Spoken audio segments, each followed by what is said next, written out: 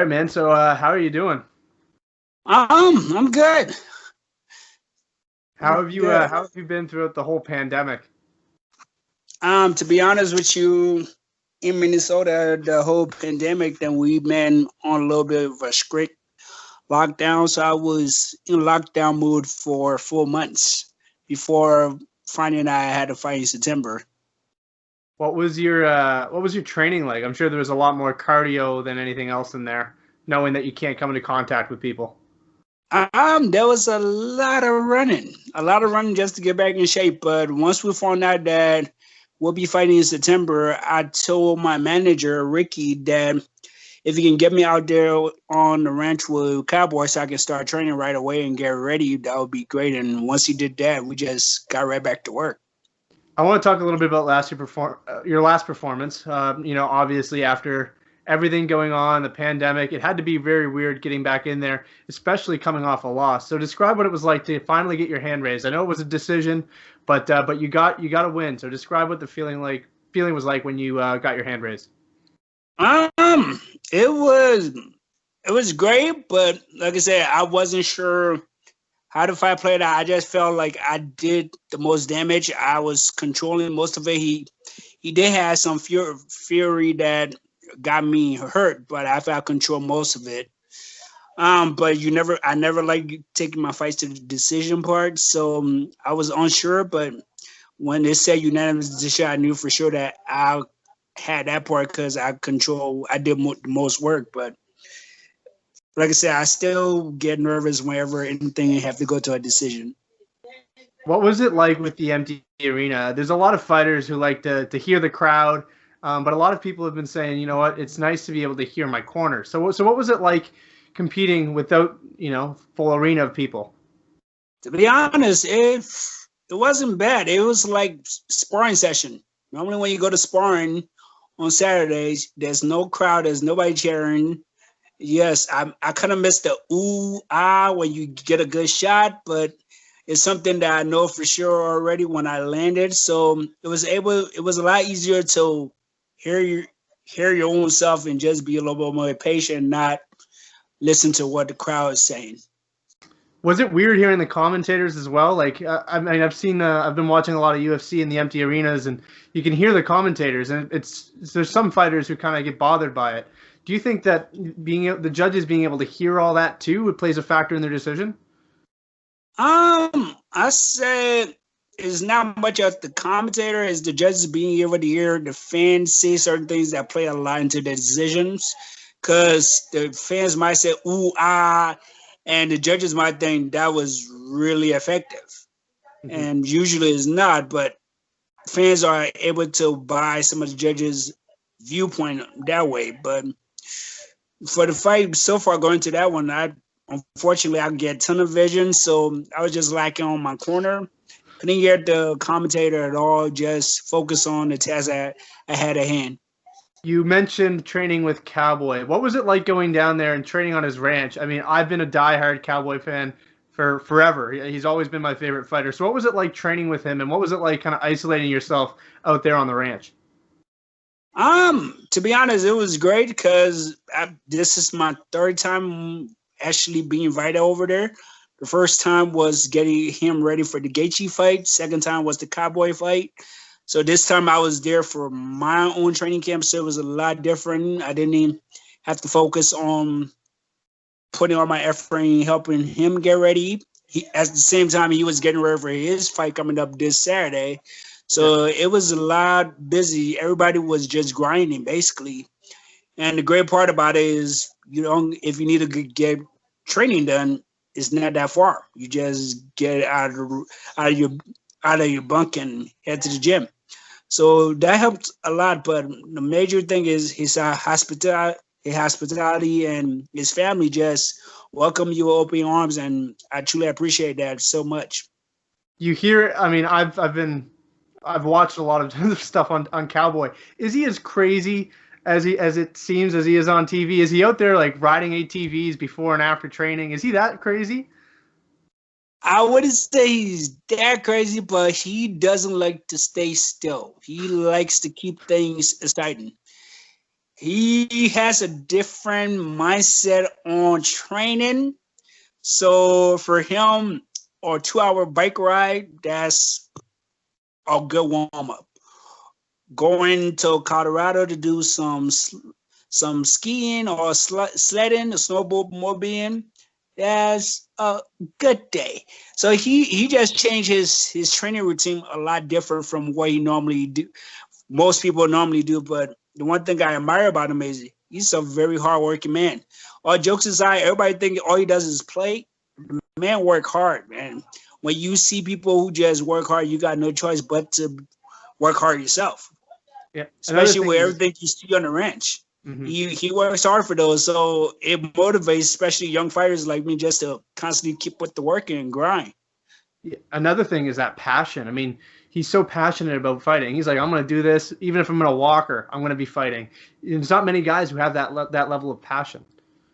No, not many guys do that. And the one thing about you, he's always the guy is so generous that he's always got his heart open, and he'll always try to break down knowledge to, especially people like me who don't know as much on certain things. And like I said, his passion is crazy because it's not just fighting. He loves, like, I think they had a race like 2 months ago, and it came to his town, and he was like, "We're gonna do that shit." And he showed up. He actually won it. He won the dirt race. I was like, God damn. So the one thing about it, he's always finding something to keep him going. He never settled for anything easy. He always liked to keep things fun. And he, like I say, the vibe you get around him is like, you cannot, if you're a person who just grumpy, yeah, it's kind of hard to do that around him because he'll make you smile regardless how you feel, and there's always some joke that's gonna get cracked up. So it's just something else.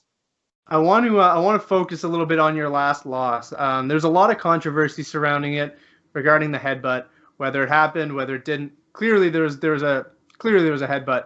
Right. So, but what's the biggest lesson you learned from that fight? You know, obviously it's a loss on your record, but what lessons can you learn from that fight going forward? The only lesson I learned from that is I made a mistake, which was letting him get there. I got a little bit too comfortable being on a cage. Normally, I already know most of my opponents. 80% of the time, they're gonna want to take me down, even if they consider this a striker. When I touch you, eventually you're gonna want to take me down. So I wasn't surprised he was going to take me down. I was, like I say, I'm the kind of person who got a plan A to F just for a person. So I knew I was going to get taken. I was ready for that. I just wasn't ready to get slammed and knocked out that way. But I was ready to get taken to the ground. I had plans to get back up, but I got too comfortable on the cage. And when he got that good body lock and picked me up, and just two things went in my head once I got raised up. That was, if I post my arms out, I might end up breaking it, or keep my arms down, and hopefully once I land, I can pop back up. Unfortunately, it didn't even work out that way. Once I landed, my shoulder hit my chin and his head hit the other side. I went completely out, which I guess my boxing coach felt it was funny because his mindset was, hey, I just learned something about you. Told him what. He said, so you're the only person that can knock yourself out. I'm like, funny. So, but it was a learning experience. Like I said, whenever you have setback, the only thing that motivates you is just, I've used to fire to just work a lot harder and just correct the wrong that happened. And that's kind of what motivated me for my next fight. I didn't care who it was. I just needed to make sure I took that taste out of my mouth of being defeated. Like I said, I normally don't take losing very well. I'm very competitive. So once that happened, I had to go back. That fight kind of replayed my mind for about 2 weeks straight. It hurts, but at the same time, it was a lesson learned that I need to improve and get better, and I can't be comfortable with whatever it is. I constantly want to finish fights. So it was a big learning thing, but I'm grateful for it, and it just makes me better. One of the things I noticed about your career too is that you are doing kickboxing. You've had some kickboxing fights. Is it a way to just kind of stay busy on the side as well? Is it to make yourself better on the feet? What's the reason for it? And where does your future lie? Kickboxing, MMA, or are you just going to do both? No, unfortunately, like I said, for me, kickboxing, my coach kind of challenged me to kickboxing, and he said it would be a way for me to improve my striking ability since I come from a wrestling background. And for me, I always am excited on something that's going to challenge me to improve and grow. So kickboxing, when I got into it, was just a form of just keeping the rust off. I wasn't expecting to get signed by Glory. When they said Glory was coming through, I was like, oh, I broke my hand in Legacy. So I was like, well, we've been on the couch for 6 months now. We need to at least shake some rust off. So I was like, great opportunity to go against some of the best strikers in the world and just see how far I'm at from them. But once we got there, I realized the only thing these guys got on me is they got more experience than me. They've been doing it way longer than I have. So I had to adapt as quickly as possible. But I saw it as a stepping stone to grow. And not many people would think about doing something out of their comfort zone against some of the best in the world as, oh, you know what, I'm going to just shake some rust off. I'm always excited with something that can challenge me. If, like I said, if it doesn't challenge me, I'm not interested in it at all. So long it piques my interest and it challenges me to grow even more, I'm all for it. So facing some of the best guys with more wins that I have underneath more fights that I have underneath my record, it was something that just to let me know just how far I am from these guys, but how far I am from these guys. But the ultimate mindset was always to do MMA. Unfortunately, I am done. My Glory contract was done last year, so I am done with kickboxing. It was never my mindset to continue doing it. MMA was my main focus. Kickboxing was just a way for me to constantly keep leveling up and staying active as possible. You love being active. That being said, when is your next turnaround? Are you down to fight whenever, or do you want some time off to get some more rust off, or what is the plan for you? Do you have a timeline for when you want to be back in there? Like I said, since the last fight, I've been staying in shape, been making sure we are ready just in case we get a short notice fight. Or my mindset is to clean some things off, especially after just doing 1 month of training camp. I want to make sure I get some things off. And my mindset is hopefully to get a fight in early December or mid-December. I want to get one more fight before the year is over. Like I said, I just want to be as busy as possible, and hopefully it'll be something big or something that line me up for something big down the road. But I just want to be as active as possible. You're talking about down the road. Is there a vision of the UFC, of a Bellator, of one of these organizations? Is that ultimately the long-term goal? That's been the goal when I started. So down the road, hopefully it comes there. But like I say, I'm the kind of person who always want to make sure when I get somewhere, I don't want to just get there to say I got there. I want to be there for long term. So if it's a slow, steady route that I got to go to get there, I'd rather do it that way, because I don't want to be one of those guys that got there and say, oh, I was in the USA or I was in Bellator, but you got kicked out. Now you got to work your way. No, if I get somewhere, I want to be there for a long time. So for that moment, I'm not going to rush anything. I'm just keep improving my craft, improving my skills. And when I get there, people will notice. A few years ago, you had the opportunity, I believe, right? I'm looking for a fight to compete in front of Dana White. What was that experience like? It was great. The only thing one thing he told me was I still got some learning to do, which I'm actually grateful for him not taking me at that time, because to be honest, I still had some learning to do, which gave me the opportunity to actually compete in Glory against some of the best strikers just to see how much learning I need to do. But it gave me some time to improve my skills, develop my skills, and just grow a little bit more. And we learned a lot since then. And the only thing he told me was, we'll keep an eye on you. And I made sure that I had to come back to MMA. So now I am back and I'm still making waves in it. I'm just hoping I get a shot when the opportunity shows up again, and we capitalize on that. But until then, whoever they keep lining up in front of me, I'm gonna make sure I keep putting on a great show and taking them out. Your story is unlike most in MMA. So how did you find the sport? How did you end up finding this passion of fighting people inside a cage? To be honest with you, I always thought of myself as a lover, not a fighter. If you would have told me about 12 years ago that you'll be a fighter one day, I would have laughed in your face and say, "You're crazy. What's wrong with you? Who wanted to do that?"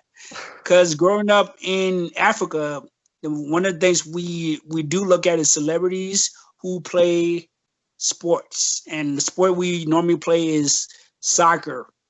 Around the world is football. In America is soccer. So that's the one thing I always dreamed that I would be playing down the road.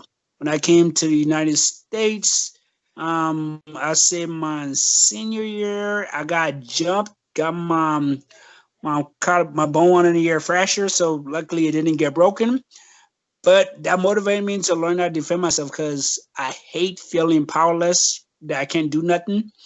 So it got me to the point where I needed to learn how to defend myself. Went to an MMA gym, God taught some things, and I was like, does this really work?